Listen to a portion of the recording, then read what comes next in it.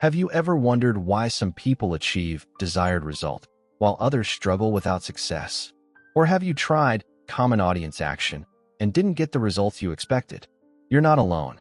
In today's video, I'll reveal main solution or secret that can completely change the way you video topic. And the best part? It's simple, practical, and actually works. Stay until the end because I'll share a crucial trick most people overlook. Before we start, leave a like, subscribe, and turn on notifications for more content that helps you, channel's promise. And tell me in the comments, where are you watching from? Now let's get started. The morning sun cast long shadows across the dusty plains of Cedar Creek, a small town tucked away in the heart of rural Texas where everyone knew each other by name. 10-year-old Ethan Matthews sat on the weathered front porch of his modest single-story home, his thin frame hunched forward as he absently scratched behind the ears of Duke, his German shepherd.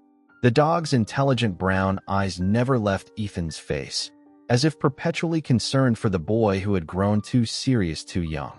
"You're the only one who really gets me, Duke," Ethan whispered, burying his face in the dog's thick fur. Duke had been a part of Ethan's life for as long as he could remember. His mother had brought the puppy home just before she fell ill, and in the years since her passing, the bond between boy and dog had only deepened. Now, Duke's powerful frame stood protectively beside Ethan wherever they went, a silent guardian with watchful eyes and alert ears. Inside the house, Ethan could hear his father, Jack, moving about the kitchen. The relationship between father and son had grown strained in the 3 years since Ethan's mother died. Jack Matthews was a good man at heart. Everyone in town agreed on that. But grief had hardened him, turning his words sharp and his demeanor distant. The screen door creaked open, and Jack appeared, his work boots already dusty despite the early hour.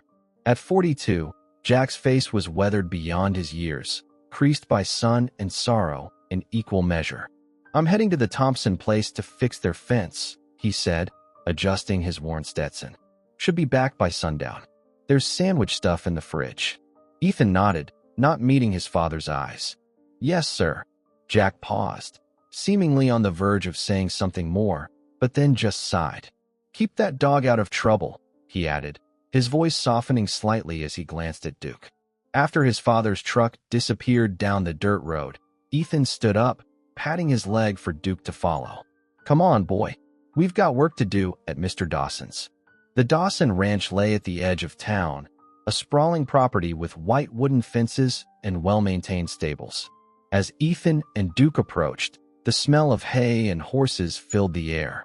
Old Man Dawson, as the kids in town called him, was a legend in 3 counties for his ability to train even the most stubborn horses. "You're late, Matthews," called Mr. Dawson's gruff voice as Ethan slipped through the gate. The old trainer stood by the corral, his leathery skin testimony to decades under the Texas sun. "Sorry, Mr. Dawson. Won't happen again," Ethan replied quickly. Mr. Dawson's stern expression softened slightly. "Well, the stalls won't clean themselves. Duke can wait in the shade by the tack room." As Ethan worked, shoveling and sweeping, he couldn't help but watch the way Mr. Dawson handled the horses, firm but never cruel, demanding respect but giving it in return. Something about the man's quiet competence reminded Ethan of his father before everything changed. "One day, Duke," Ethan whispered during a water break, "we're going to show everyone what we can do together. You just wait and see." Duke's ears perked up at his name, his loyal eyes never leaving Ethan's face, a silent promise between friends that would soon be tested in ways neither could imagine. The late afternoon sun beat down on Ethan's back as he finished mucking out the last stall at Dawson Ranch. Wiping sweat from his brow with a dusty forearm, he glanced over at Duke, who lay patiently in the shade, head resting on paws but eyes ever watchful. "Good work today, Matthews," Mr. Dawson said, appearing suddenly in the stable doorway. Though nearing 70, Harold Dawson stood straight as a fence post, his movements deliberate and sure from decades of working with animals that could sense weakness. "Thank you, sir," Ethan replied, leaning his pitchfork against the wall. Mr. Dawson reached into his pocket and pulled out a small paper bag. "Here's your payment for the week." 2 pounds of that premium dog food Duke likes, just as we agreed. Ethan accepted the bag gratefully. Money was tight since his mom passed away, and his father's sporadic handyman jobs barely covered the bills. The arrangement with Mr. Dawson meant everything. It kept Duke fed and gave Ethan purpose. "Can I watch you work with Thunderbolt before I go?" Ethan asked hesitantly, referring to the spirited bay gelding Mr. Dawson was training for a client. The old man's weathered face remained impassive, but his eyes softened slightly. 15 minutes. Then you head home before your daddy starts wondering where you are." Ethan nodded eagerly and whistled for Duke to follow.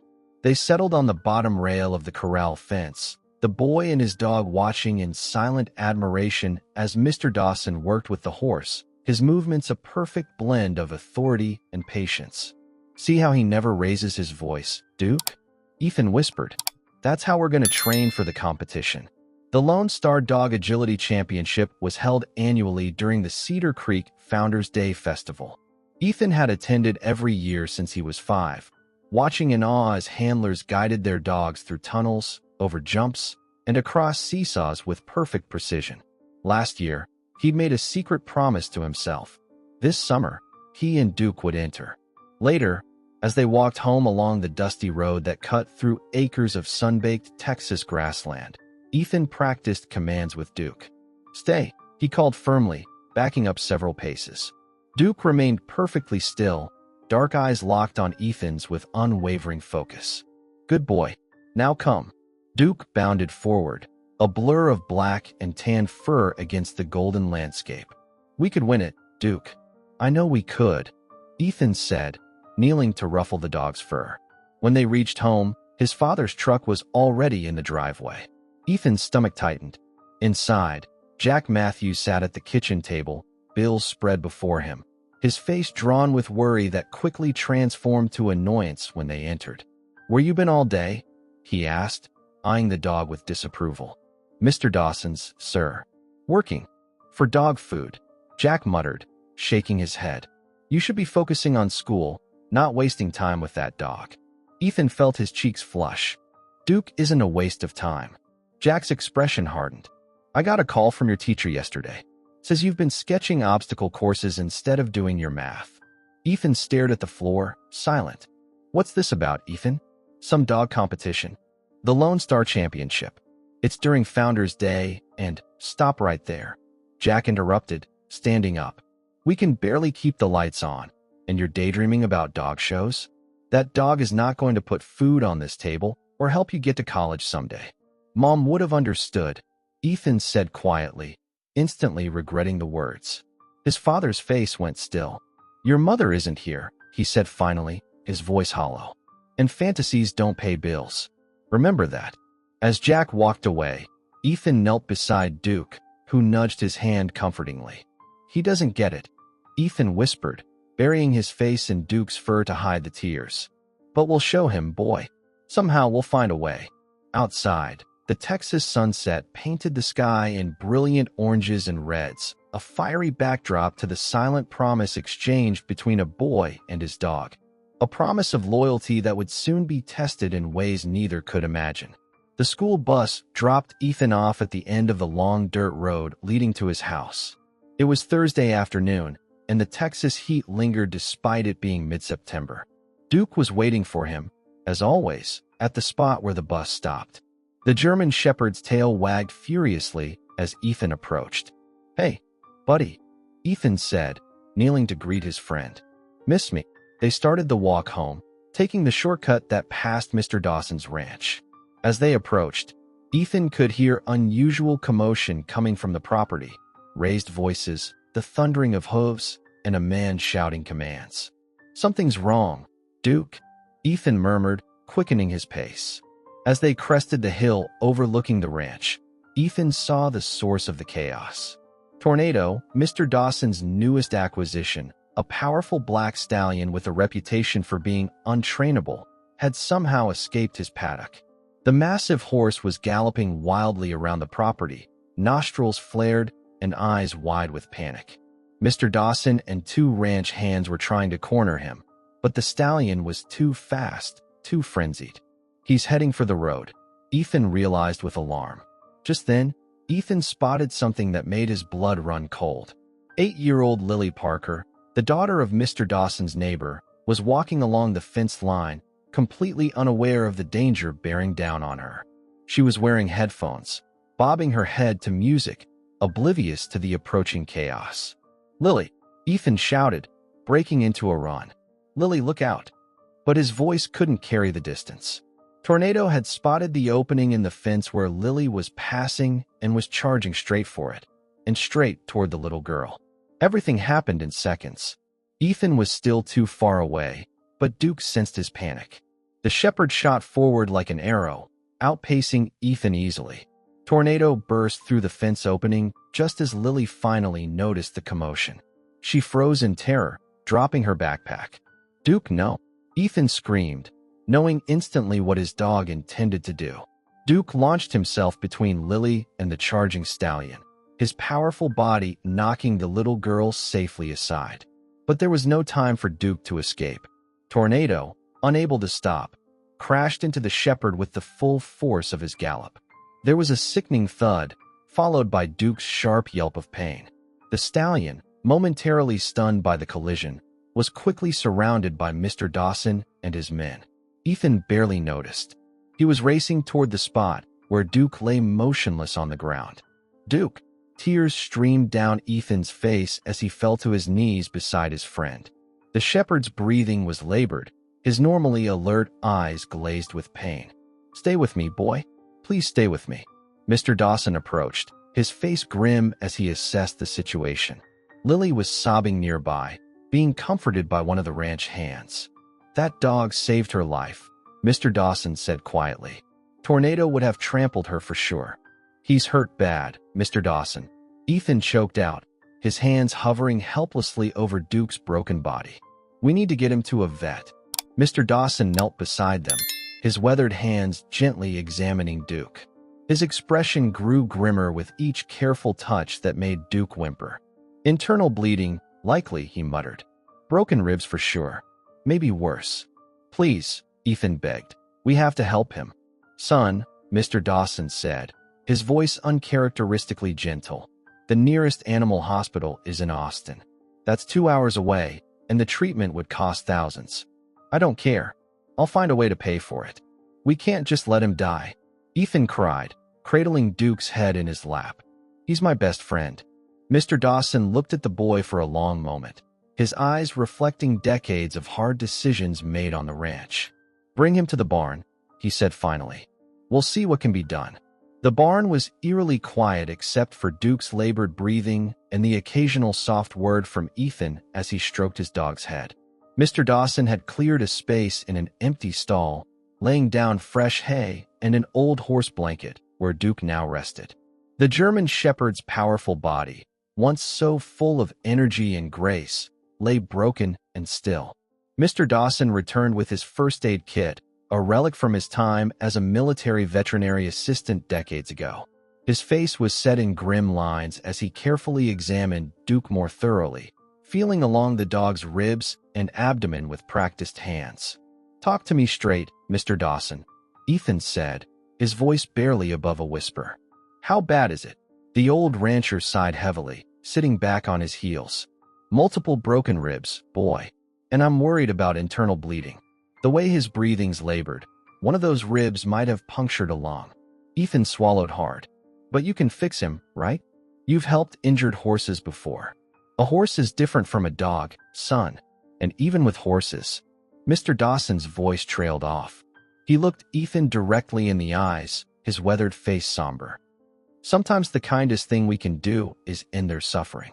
The words hit Ethan like a physical blow. "No," he said, shaking his head violently. "No, I won't let you put him down. Duke's a fighter. He'll pull through." "Ethan, listen to me. That dog of yours is in pain, bad pain.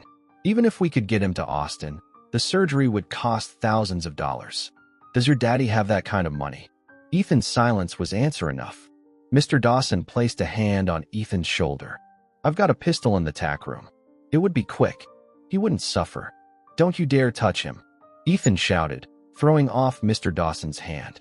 Tears streamed down his face as he positioned himself protectively in front of Duke. I won't let you kill him.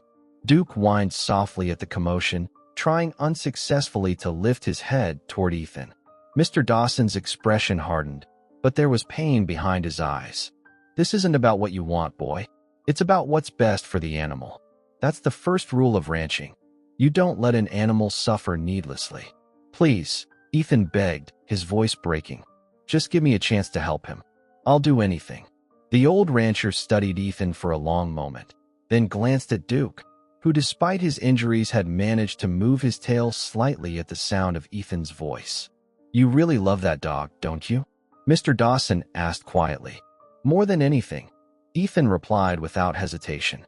Mr. Dawson rubbed his lined forehead, seeming to wage an internal battle. Finally, he said, 1 week. I'll give you 7 days to show me he can improve. But if he's worse, or if he's suffering too much, he let the implication hang in the air. Thank you, Ethan breathed. Thank you, Mr. Dawson. Don't thank me yet. You'll need to come here every day before and after school to care for him. He can't be moved, so he stays in this stall. And you need to tell your daddy what's happened. Ethan nodded solemnly. I will. I promise. Mr. Dawson rose stiffly to his feet. I'll show you how to change his bandages and give him water. But I warn you, boy, the odds aren't good. Duke doesn't care about odds, Ethan said, gently stroking his dog's ear. And neither do I. As Mr. Dawson went to get supplies, Ethan leaned close to Duke's ear. You saved that little girl because that's who you are. Now I'm going to save you, because that's who I am. We're in this together, Duke. Always have been, always will be. Duke's eyes, though clouded with pain, fixed on Ethan's face with unwavering trust. In that moment, despite the grim prognosis and the daunting task ahead, a fierce determination took root in Ethan's heart.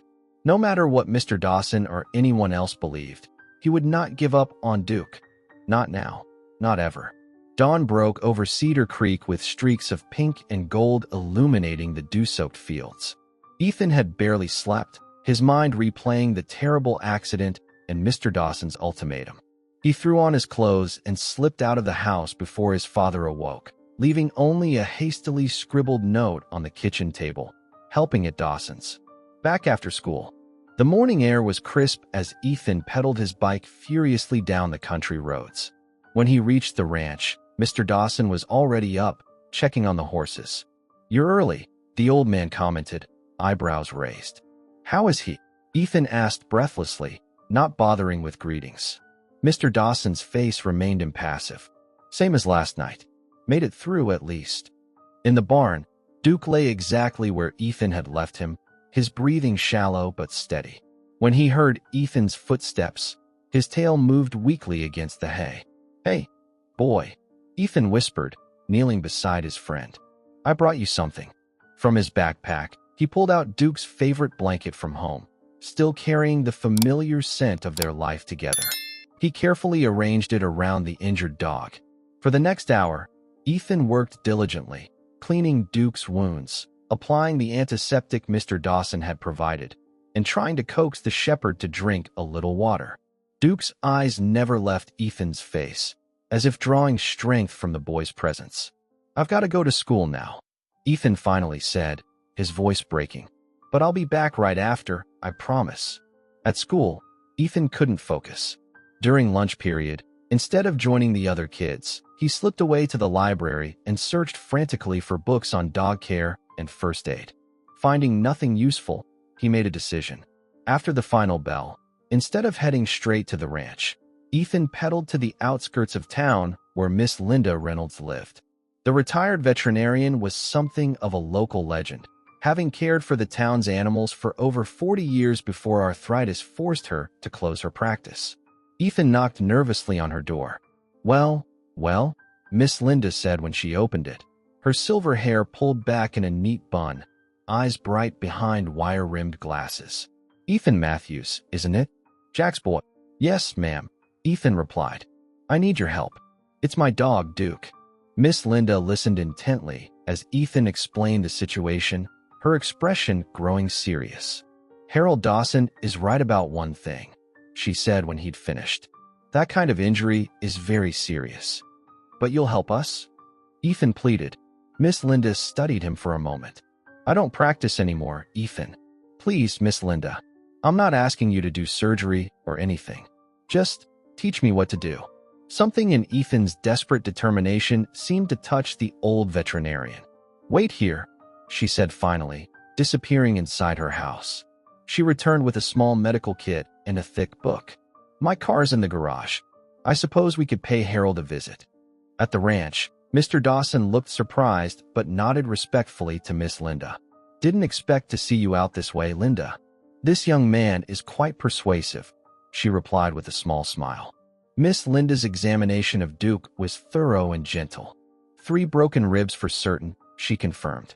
But if there was a punctured lung, it seems to be holding its own for now. She showed Ethan how to properly clean the wounds, apply ice packs to reduce swelling, and wrap bandages securely, but not too tight. Most importantly, she instructed, keep him calm and still. Movement could cause those broken ribs to shift and do more damage. Before leaving, Miss Linda handed Ethan some pain medication and the book, Emergency Care for Dogs and Cats. Study this, she told him, and call me if there's any change. I can't make promises, Ethan, but sometimes these animals surprise us with their will to live. That night, after a tense conversation with his father about Duke's condition, Ethan returned to the barn with supplies, homemade ice packs, extra bandages, and a small battery-powered lamp. As darkness fell over the ranch, he settled beside Duke, one hand gently resting on the shepherd's flank. Day 1 down, Duke, he whispered. 6 more to go? We can do this. Outside, an owl called into the night, and somewhere in the distance, coyotes answered. But inside the warm barn, a boy held vigil beside his dog, both of them fighting against time and the harsh realities of life on the edge of the Texas wilderness. The soft orange glow of dawn was just beginning to filter through the barn slats when Ethan jerked awake. He'd spent his 5th consecutive night beside Duke, sleeping on a makeshift bed of hay bales and horse blankets. His father had grudgingly allowed these overnight stays after a long argument, though his disapproval was clear in every word and glance. Ethan rubbed sleep from his eyes and immediately looked to Duke. The German shepherd's eyes were open, watching him with that familiar intensity that had always made Ethan feel like Duke understood everything. Morning, boy, Ethan said softly. How are you feeling today? As if in answer, Duke's front paw twitched slightly, then moved deliberately across the straw bedding. Just an inch or 2, but it was intentional movement. Ethan's heart leaped into his throat. Mr. Dawson, he shouted, scrambling to his feet and rushing to the barn door. Mr. Dawson, come quick. The old rancher appeared moments later, coffee mug in hand, his weathered face creased with concern. What's happened? Look, Ethan pointed excitedly. Duke moved his paw. He's getting better. Mr. Dawson set his coffee down and knelt beside the dog, his experienced hands gently examining Duke's legs. Duke whimpered slightly but allowed the inspection. Well, I'll be, Mr. Dawson muttered. There does seem to be some improved motor function. No signs of paralysis in the front legs, at least. Ethan could barely contain his excitement. See? I told you he'd get better. Mr. Dawson's expression remained guarded. It's a good sign, sure enough, but don't get ahead of yourself, boy. He's still got a long way to go. Those ribs aren't healed, and we don't know about his back legs yet.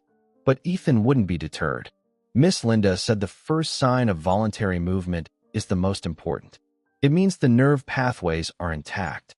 Linda always was the optimistic type, Mr. Dawson said with a slight shake of his head. He stood, knees cracking with the effort. 2 more days, Ethan. That was our agreement. After Mr. Dawson left, Ethan carefully offered Duke water and some soft food that Miss Linda had prepared, a mixture of ground meat, rice, and supplements. For the first time since the accident, Duke managed to eat a small amount on his own. You're doing it, Duke, Ethan whispered, tears of joy welling in his eyes. You're fighting back. The school day dragged interminably. During his lunch break, Ethan called Miss Linda from the office phone to report Duke's progress. Her cautious encouragement bolstered his spirits. When he returned to the ranch that afternoon, However, his elation was quickly dampened. His father's pickup truck was parked outside the barn. Inside, Jack Matthews stood talking with Mr. Dawson, both men's faces serious. They fell silent when Ethan entered. "Dad, what are you doing here?" Jack's expression was unreadable. "Came to see this dog you've been spending every waking minute with." He nodded toward Duke. "Mr. Dawson's been filling me in." Something in his father's tone made Ethan tense. "He's getting better. He moved his paws this morning." "That's so," Jack said, but his voice held no enthusiasm. "Mr. Dawson also tells me the deadline's coming up day after tomorrow. He'll be even better by then," Ethan insisted. Jack sighed heavily. "Son, I think it's time we had a hard conversation. I know you love that dog, but sometimes in life, we have to make tough choices." "No." Ethan shook his head vehemently. "Don't say it." "Ethan," his father continued firmly, "you need to prepare yourself for the possibility that Duke might not. He's going to make it." Ethan shouted, "Why can't you believe that? Why can't you believe in anything anymore?" A flash of hurt crossed Jack's face before his expression hardened. "Because I live in the real world, Ethan. The world where bad things happen and wishing doesn't make them go away." "Is that what you did with Mom?" Ethan asked, his voice dropping to a whisper. "Just decided fighting wasn't worth it?" The color drained from Jack's face. Mr. Dawson, clearly uncomfortable, mumbled something about checking on the horses and quickly left the barn. "That's not fair, son," Jack said finally, his voice rough with emotion. "Neither is giving up on Duke when he's starting to get better." Father and son stared at each other across a gulf that seemed unbridgeable. Finally, Jack turned away. "2 days, Ethan," he said quietly. "Then we'll talk again." As the barn door closed behind his father, Ethan sank down beside Duke, suddenly exhausted. The German shepherd nudged Ethan's hand weakly with his nose. "You and me against the world, huh, Duke?" Ethan whispered, gently stroking the dog's head. "Don't worry. I won't let anyone give up on you. Not ever." The 7th day dawned clear and cool, a perfect Texas autumn morning with dew glistening on the pastures and a hint of crispness in the air. Ethan hadn't slept at all, his mind racing with anxiety and desperate hope. This was it, the deadline Mr. Dawson had set. By sunset, a decision would have to be made about Duke's fate. The German shepherd had shown small improvements over the last 2 days. He could now move his front legs with purpose, and yesterday he had even lifted his head slightly when Ethan called his name. But the back legs remained mostly immobile, and Duke still couldn't stand, much less walk. Miss Linda had visited again the previous evening, her assessment cautiously positive but noncommittal. "The will to live is strong in this one," she had told Ethan. "But only time will tell if the body can follow where the spirit leads." Now, as the first rays of sunlight filtered through the barn windows, Ethan sat cross-legged beside Duke, the dog's massive head resting on his lap. "Morning, Duke," he said softly, scratching behind the shepherd's ears. "Big day today, buddy. We've got to show them what you can do." Duke's tail thumped weakly against the hay in response. Mr. Dawson arrived at the barn shortly after 7, his expression solemn. He nodded to Ethan, then knelt to examine Duke. "Any changes overnight?" he asked. "No, sir," Ethan replied. "But I have an idea. I want to take Duke outside." Mr. Dawson frowned. Moving him could do more harm than good. "Please, Mr. Dawson," Ethan pleaded. "Duke spent his whole life running in open fields. Being cooped up in here, it's not helping his spirit. I think if he could just feel the sun and smell the grass." The old rancher studied Ethan's face for a long moment, then sighed heavily. "All right, there's a small paddock near the house that hasn't been used in a while. The grass is soft there." Together, they carefully lifted Duke onto an old horse blanket that served as a makeshift stretcher. The dog whimpered once, but remained calm as they carried him out of the barn and across the yard to the small enclosure Mr. Dawson had suggested. The morning sun was warm on Ethan's back as they gently laid Duke down on the soft grass. The German shepherd's nostrils flared, taking in the familiar sense of earth and open air. "I'll give you some time," Mr. Dawson said quietly, stepping back. "Your father will be here at noon. We'll talk then." When the rancher had gone, Ethan sat beside Duke, stroking his fur and speaking in low, encouraging tones. "Remember how we used to race across the backfield? How you'd always let me think I could win before zooming past me at the last second?" Duke's eyes followed Ethan, alert and intelligent as ever. After a while, Ethan stood and walked about 10 paces away. From his pocket, he pulled out a piece of beef jerky, Duke's absolute favorite treat, saved for only the most special occasions. "Hey, Duke," he called, his voice trembling slightly with hope and fear. "Look what I've got." The German shepherd's nose twitched, catching the scent. His ears perked forward. "Come on, boy," Ethan encouraged, holding out the jerky. "You can do it. Just try to stand up." Duke's front legs pushed against the ground, his muscles visibly straining with effort. For a heartbreaking moment, nothing else happened. Then, painfully slowly, his back legs began to move. First one, then the other, pushing and struggling to find purchase in the soft earth. "That's it," Ethan called, tears streaming down his face. "You're doing it, Duke."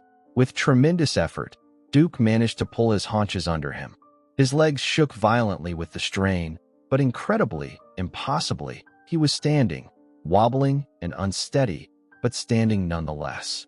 "Mr. Dawson," Ethan shouted at the top of his lungs. "Mr. Dawson, come quick."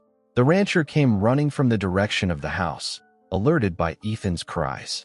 He stopped short at the sight of Duke shakily standing on all fours. "Well, I'll be damned," he breathed. Duke took one tentative step forward, then another, his legs trembling with each movement. The third step was too much. His back legs gave out, and he collapsed back onto the grass. But the miracle had happened. He had stood. He had walked.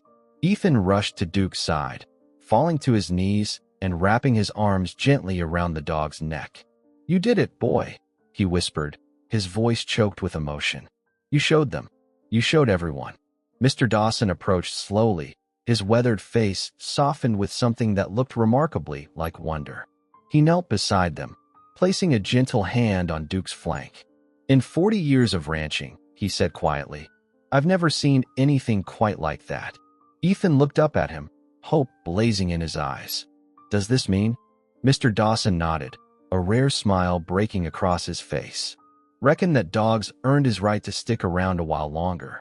Word of Duke's remarkable comeback spread quickly through Cedar Creek. By mid-afternoon, several of Mr. Dawson's ranch hands had stopped by the paddock to witness the miracle for themselves. Duke rested peacefully in the grass, exhausted from his morning effort, but visibly more alert than he had been in days. Mr. Dawson sat on the wooden fence, watching Ethan tend to Duke with the careful attention of a seasoned veterinarian. The boy's movements were gentle but confident as he checked the dog's bandages and offered small sips of water. "You've got a real gift with animals," Mr. Dawson observed, his usual gruffness tempered by genuine admiration. "Reminds me of myself at your age." Ethan looked up, surprised by the compliment. "Thank you, sir. Your daddy should be here soon," Mr. Dawson said, checking his watch. "Best prepare yourself. Jack's a good man, but he can be stubborn when he's got his mind set." As if on cue, the rumble of Jack's pickup truck could be heard approaching down the gravel drive. Ethan tensed, and Duke, sensing his anxiety, lifted his head slightly. "It's okay, boy," Ethan whispered. "Everything's gonna be fine now." Jack Matthews stepped out of his truck, his expression guarded as he surveyed the scene. His eyes landed on Duke, taking in the dog's improved condition with visible surprise. "Afternoon, Jack," Mr. Dawson called, sliding down from his perch on the fence. "Glad you could make it." "Harold," Jack nodded in greeting. "Ethan." "Dad." Duke stood up this morning, Ethan said eagerly. He even took a few steps before he got tired. Jack's eyebrows rose slightly. "That's so." "It's true," Mr. Dawson confirmed. "Never seen anything like it. That dog's got more fight in him than most humans I know." Jack approached slowly, kneeling to get a better look at Duke. The German shepherd watched him warily, but without fear. "Mr. Dawson says Duke can stay here while he recovers," Ethan explained quickly. "I'll come every day to take care of him, and it won't interfere with school, I promise." Jack was quiet for a long moment, his face unreadable. "And how long do you reckon this recovery will take?" he finally asked, directing the question to Mr. Dawson. The old rancher scratched his chin thoughtfully. Hard to say. Weeks, maybe months before he's back to full strength. If he ever gets there. I see. Jack stood, brushing dirt from his jeans. And what's in this arrangement for you, Harold? Don't tell me you've gone soft in your old age. A hint of amusement crossed Mr. Dawson's weathered face. Actually, I've been thinking. Boy's got away with animals. Been watching him with the horses, too. Thought I might offer him a proper job, after school and weekends. Real pay, not just dog food. Ethan's mouth fell open in shock. Really, Mr. Dawson? Really? The rancher nodded. Could use another pair of hands around here, especially ones that understand animals the way you do. Plus, he added, glancing at Jack, might teach him some skills that could be useful down the road.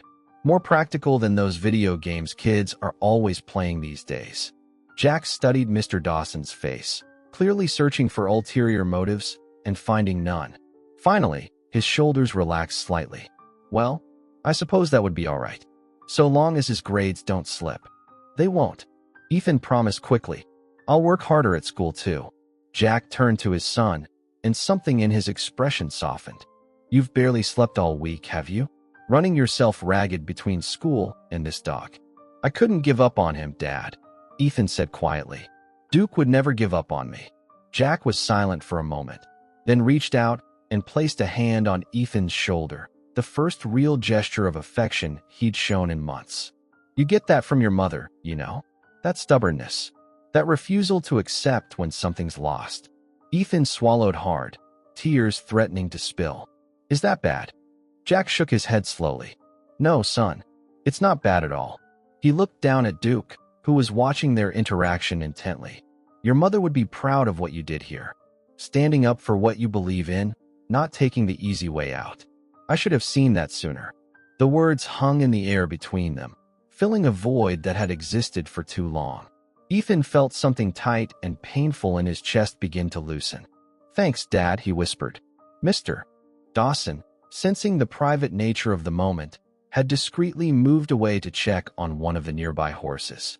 Jack cleared his throat and called to him. Harold, you got any coffee in that house of yours? Think we should discuss the details of this job? Hours, pay, expectations. Make sure my boy's not being taken advantage of. Mr. Dawson's eyes crinkled with amusement. Fresh pot on the stove. Come on up to the house. As the two men walked away, Ethan sank down beside Duke, burying his face in the dog's fur. Did you hear that, Duke? He whispered. Everything's changing, and it's all because of you. Duke's tail thumped against the ground, and in his eyes, clear and bright for the first time in a week, Ethan saw the same unfailing loyalty and love that had always been there, a silent promise that some bonds never break. The days following Duke's first steps were filled with cautious optimism. Every morning before school and every evening after, Ethan devoted himself entirely to his dog's care. He massaged Duke's muscles, helped him practice standing for longer periods, and used gentle encouragement to motivate him to take a few more steps each day. Mr. Dawson, true to his word, had given Ethan an official job at the ranch. In exchange for his work, Ethan not only received a small paycheck, but also had access to the ranch's resources, including extra blankets for Duke and leftover scraps from the kitchen that Miss Linda approved for his diet. You're making progress, boy, Ethan whispered to Duke one evening as he gently rubbed the German shepherd's back. A little more every day. Duke's tail wagged faintly, and he lifted his head to nuzzle Ethan's hand. His strength was returning, but there was still a long road ahead. One afternoon, after finishing his schoolwork early, Ethan sat on the porch of the ranch house with Mr. Dawson, watching the sun dip below the Texas horizon. You ever thought about what comes next, boy? Mr. Dawson asked, his voice thoughtful. What do you mean? Ethan replied. I mean, once Duke gets back on his feet for good, you planning to do something with him? Ethan hesitated, glancing toward the paddock where Duke rested. I don't know. I just want him to be okay first. Mr. Dawson nodded. That's fair. But if you're looking for a way to show your old man what you and that dog are made of, I hear the Lone Star Dog Agility Championship is still taking entries. Ethan's heart pounded. The championship had been his dream before the accident, before everything had changed. Now, was it even possible? You think Duke can do it? Ethan asked, almost afraid to hope. Mr. Dawson leaned back in his chair, tipping his hat up. I think you're the only one who can answer that. That night, as Ethan sat with Duke, he whispered, What do you think, buddy? You and me, back in the ring. Duke, as if understanding, gave Ethan's hand a reassuring lick. 3 months later, the Cedar Creek Founders Day Festival arrived, and with it, the Lone Star Dog Agility Championship. The town fairgrounds buzzed with excitement, booths lined with food vendors, carnival rides spinning in the distance. But Ethan barely noticed any of it. All his focus was on Duke. The German Shepherd stood beside him, strong and steady. His injuries had healed, his muscles had regained their power, and he was ready. Jack Matthews stood a few feet away, arms crossed, but his expression softer than Ethan had ever seen. It had taken time, but something between them had shifted. Jack had watched Ethan's dedication, his refusal to give up, and though he rarely spoke of it, Ethan could tell his father was proud. Mr. Dawson clapped a hand on Ethan's shoulder. All right, boy, time to show them what you're made of. Ethan took a deep breath as their names were called. He and Duke stepped onto the course. Tunnels, weave poles, jumps, and ramps spread out before them. Ready, buddy? Ethan whispered. Duke's ears perked up, his tail wagging slightly. Go! Duke shot forward with precision and speed, weaving through the obstacles with the kind of grace and agility Ethan had always known he had. The crowd gasped when Duke launched over the final jump, landing perfectly beside Ethan, who raised his arms in triumph. The announcer's voice rang out, and the winners of this year's Lone Star Dog Agility Championship, Ethan Matthews and Duke. The cheers were deafening. Ethan dropped to his knees, wrapping his arms around Duke. We did it, boy, he whispered, his voice thick with emotion. We really did it. As Ethan turned, he saw his father in the stands, clapping. Not just watching, but clapping. A rare, genuine smile on his face. Jack walked over as Ethan and Duke stepped off the field. For a moment, he just looked at his son, then reached out, placing a firm hand on his shoulder.